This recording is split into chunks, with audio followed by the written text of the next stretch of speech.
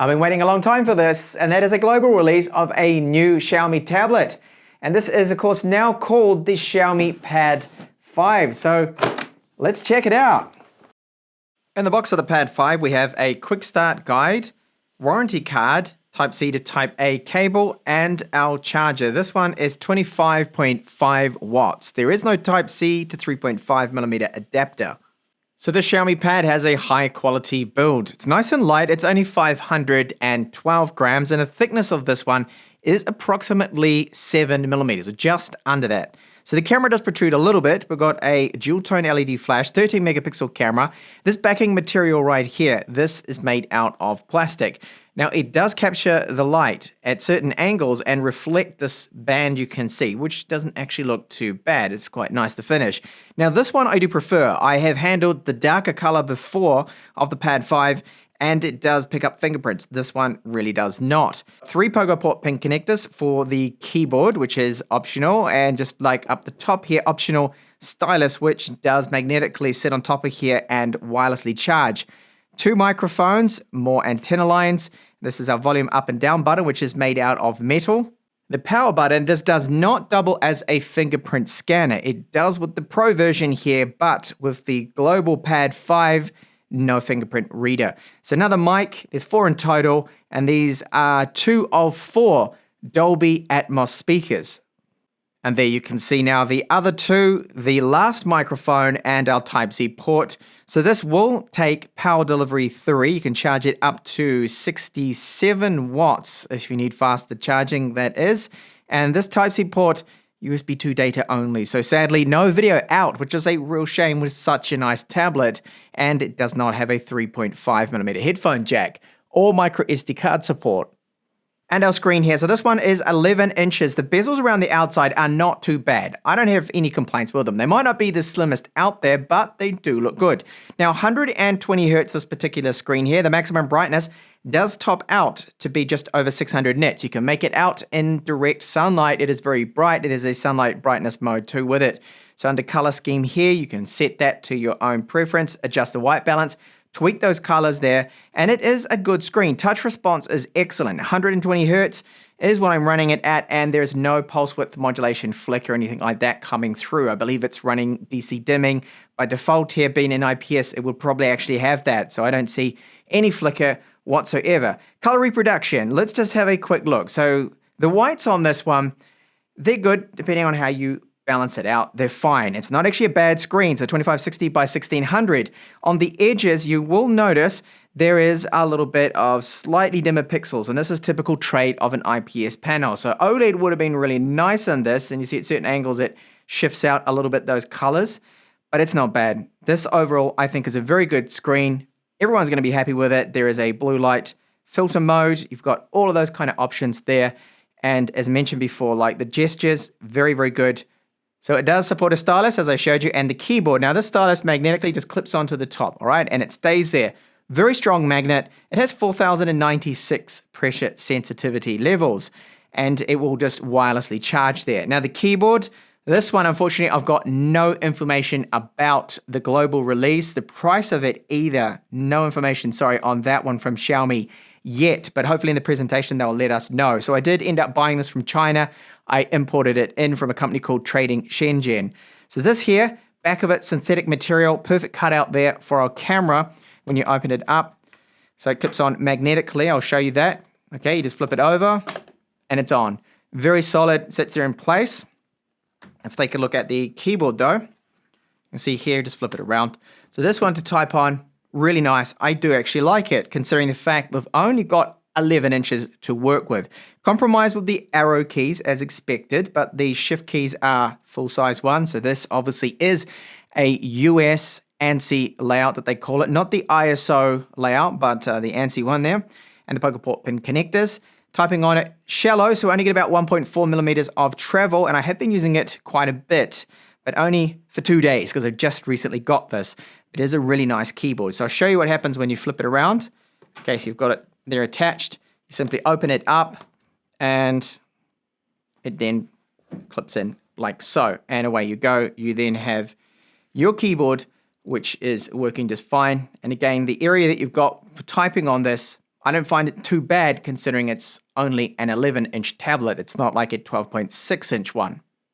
And a brief look now at that stylus. So this one is a smart pen that they call it active stylus. So there is palm rejection as soon as it is detected. Now 496 pressure levels. Now there's 2 buttons on it. So we can, when you're just using it, press that top button, tap on the screen twice, and we bring up then the notes application. So just get out of that, because if you hold the top button and then select on the screen, we've got a select tool right then. So we're able to quickly just take a screen grab of that and then start writing on it, which is very handy to have. Now there's different modes. Of course, you don't have to have just the square mode. You can go around and highlight everything good, but it's the kind of things that you'd want with a stylus that this does have. But more on that pen performance now. So just get out of that and bring up those recent apps there and back into notes. So yes, it supports all the gestures, the stylus too. You can use it for that. Now I've found that it is very, very fast, and the palm rejection works really well. Even with my messy handwriting, I'll give you a very quick example. I've gone over to the big tool here, but anyway, you can probably see that that is quick and no issues with it jumping around all over the place. So just use a different pen and do that again. All right. See, it's quick. It's good. This is what I like about it. Now, how fast? Well, look at this. Very, very quick here as I press that. Now, I've noticed a couple of times when I do very, very small, fine, light movements, see that? It didn't work. And if I do it again, it does. That's the only complaint from me, that sometimes when you initially first tap on the screen, very, very lightly, it won't actually register that. Now, it does work right up to the very edges if you needed that. But see what happened? Again, it just didn't work straight away. So I do hope that maybe that's just a firmware update is needed for this. So it connects up Bluetooth-wise. So yes, of course, wirelessly with that. And the battery is not replaceable. Okay, I can't just remove this and remove the battery. It charges up as I showed you on the top here. As soon as you connect it, it will then start to charge. But all up, it's a good stylus, but not as good as an S Pen or an Apple Pencil. Oh, and so don't forget it, of course there is a front-facing camera. Now it is here and not up here, so I would have preferred it to be there. It's 8 megapixels. It can shoot up to 1080p video, full HD with electronic image stabilization. The quality is alright for that one. So the UI here, 120 Hz, very, very smooth as you'd expect. It's running MIUI 12.5, this course being a global ROM here. Now from the right, you swipe down, you've got your toggles, notifications, and they come in really quick, and I don't see any annoying micro stutters, no problems. The same with when I trigger the gestures here and go over to various different apps, that everything is quick and smooth. Now right now, I don't see any difference between this and the MiPad 5 Pro, which is the Chinese exclusive one that I reviewed. It seems exactly the same, apart from when I look at synthetic benchmarks. Performance-wise, they really are identical. It is very good, well optimized. So when you bring up the settings, just a couple of things I do want to show you right here, that it is all set up for a tablet, okay? So it's not like they've just decided to port over the phone versions of MIUI. No, they've actually done this that you saw before, the display settings. So you can see now they've grouped it, that we've got it all separate. So settings here, there, and you've got multi-screen modes, split screen modes that you can trigger and do as well. So you simply just got to hold down, and depending of course on the app support. So YouTube does support it, so I can do split screen and decide to have that running here. And I want, for example, another app. I'll just bring up Prime Video, which I think, no, okay, Prime Video doesn't. Display Tester, no. Chrome will. Okay, so Chrome can be brought up now there, all right? So you can run that. Now, when you do this, the performance is then when you see that, oh, maybe it's not quite as fast, not quite as good there. So just bring up my own website here, be running this. And the performance, now I see that scrolling, not quite as smooth because it's got the video running here on one side, all right? But if you were to get rid of that and you go just full screen on it, the scrolling then becomes really super smooth again. So all up, I'm really happy with the ROM performance. It's a super smooth, fast tablet, especially thanks to the 120 frames per second, 120 Hertz that it's running. Okay, and onto our charge time. So I did test out a power delivery charger that I have, which is just a standard power delivery 3-spec one. And you can charge this tablet 14% to 100, 75 minutes. Not bad. Now, my first battery life test that I did run, I've had this tablet since the 1st of September. So I've had it for 2 weeks now. It will go for about 14 hours. We can see 14 hours as the result here for my fixed test at 200 nits of brightness. That's excellent. Now, in theory, this is about 11 hours of screen on time that is possible. Now, at 120 hertz, I'll let you know.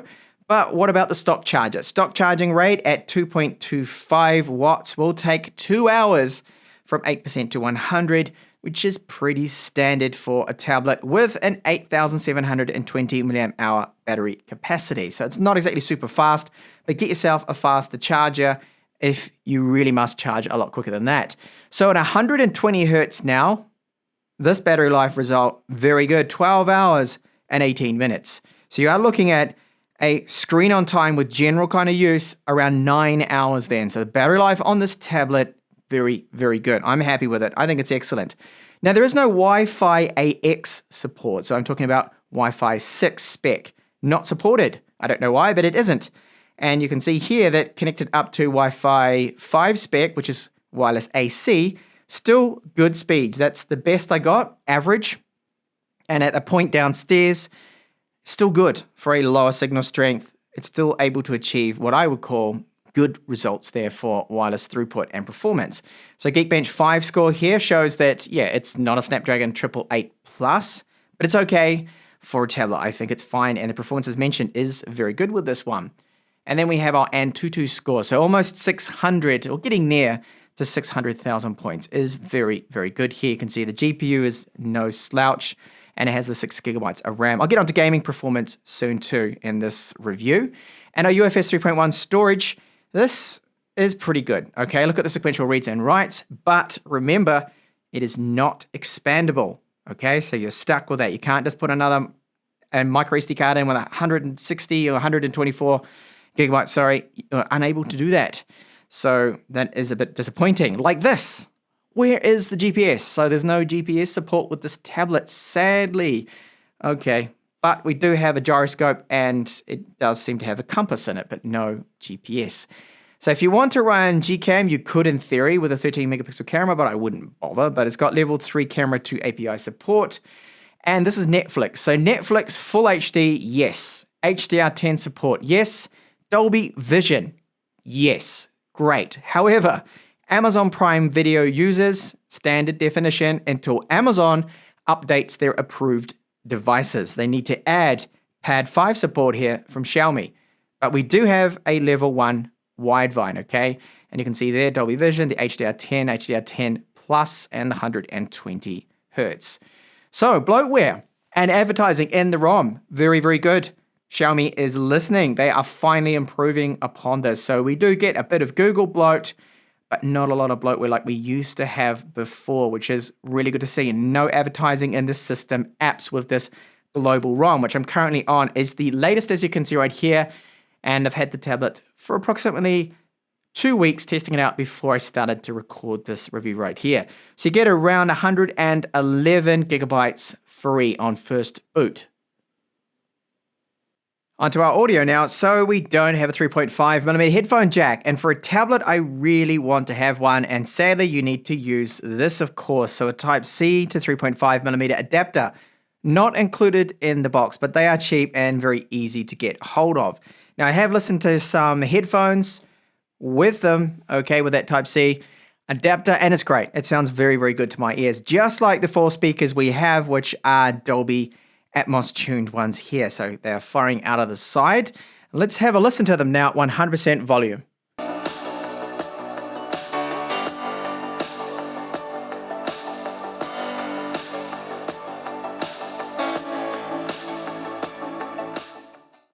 Over to our gaming performance. So not too bad here with the Snapdragon 860, plenty of power, and PUBG. We can run HD Extreme, balanced Extreme, but there's no 90 frames per second option, unfortunately. But let's check out and see how the game plays. Our performance, as expected for this chipset, really good. No lag, no problems whatsoever. It is running, however, at just 60 frames per second. So I really wish it was 90. So if you swipe here, you can then bring up what is called the game turbo, and I can see the frame rate, which is normally a constant, just 30 frames per second, no matter really what is going on. GPU and CPU is not really being stressed out too much, by this particular game here. I mean, PUBG is not a real heavy game. So when you look down iron sights or the scope and look around, no problems, no lag. So if you're really into this game, very immersive with this large 11-inch screen and of course those quad speakers. But I'm going to take a look now at Genshin Impact, which is so much more demanding than PUBG here. So the game on the highest possible visual settings here, set to 60 frames per second, looks great, but you will see that now and then there are some frame dips, okay? That's going to happen. And when there's a lot of bosses and things on the screen, you do notice a little bit of lag that creeps in here and there, but not bad at all considering how demanding this game is, set to the absolute top settings. Now, if you set it down to high settings, for example, and not highest, then it won't be so bad. But you'll see now as I cast just a few spells, that occasionally there might be a little tiny bit of lag present, or swapping over characters because they need to cache in. It's really not bad at all. Now, the best thing about this being the fact that it is a large tablet, 11 inches, that it really does not get that hot at all, just slightly warm on the back. So thermals are excellent for long extended gaming periods.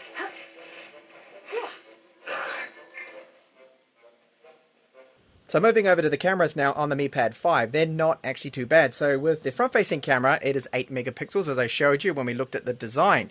Now, it is a little odd that it is on the left, me holding it here in landscape. I do think that they should have put it, when it's in landscape, on the top, because that's the most convenient place, right? Because when you're recording, it's 16:9 aspect ratio, so it kind of makes sense.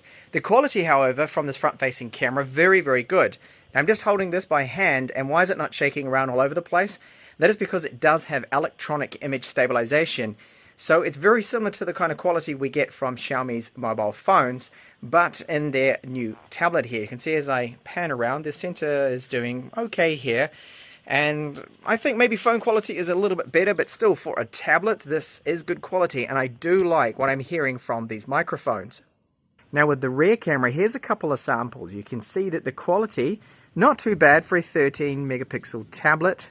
I mean, it is useful if you needed to take a few snaps, but your phone would do a better job. Right now, video performance here, you can see that the autofocus tends to struggle a little bit. Now, we get 4K 30 with this, and it does seem to have, well, I don't really think it's got that much electronic image stabilization, but a little bit that is being applied. There's a little bit of noise coming through, and it's just that focus that is sometimes all over the place depending on the conditions. You'll see here when I try to focus on this handrail, the ball right here, it does an okay job. And then to focus on the tree in the background. It really depends on where you're filming. So the quality, I think, for a tablet is not too bad. And a lot of people won't actually be using this. All right, so that brings me on then to the pricing, which I don't actually know at the time of recording this, which is the 14th now, so day before we have the event. Now, it's rumored to be under 400 euros, which I hope it will be, which is a decent price for what we get on offer here with the Snapdragon 860 with the 6 gigabytes of RAM, 128 gigabytes of UFS 3.1 storage. So as I pointed out, the screen is good. For an IPS screen, it's bright, it's very fast, 120 Hertz. The ROM performance is excellent. I don't see any stutters, any lag, nothing like that. And then the keyboard, I don't know whether this is going to be out at the time of the tablet, but I assume it will be because it's a very nice keyboard to have. I didn't get it sent out to me from Xiaomi, but I ended up buying it myself to check it out. I got the tablet and the stylus, of course. Now, the stylus, this one magnetically charges, well, wirelessly charges, but magnetically sits on the top there. It's not going anywhere. Now, it's a good stylus, but as I pointed out, that when you don't press really hard to start with, the initial first touch sometimes doesn't register, which I hope they are going to fix with a firmware update to correct that. So it just seems to be then more responsive. Well, it has to be a little bit better, I feel, because that can be quite an annoyance there when that is happening. So battery life is very, very good on this too as well. And the charge time, well, it's about 2 hours with the included charger. But if you do have a more potent power delivery 3-spec charger or even a 67-watt Xiaomi charger, you can charge it in just over an hour there, which is really good. Now, the camera performance and the microphones are good for a tablet, but your phone will probably do a better job. Now, what are the things that I don't like about it? Well, there's no video out, which I think is a missed opportunity. I really like to have video out via Type-C or even an HDMI port on this micro, of course, would have been great, but no, we don't have that. Of course, no micro SD card support, another big one. for some people. For me, I would love to have the expandability. Just to slot in another 256 gigabyte micro SD card would be great. And then of course no 3.5mm headphone jack.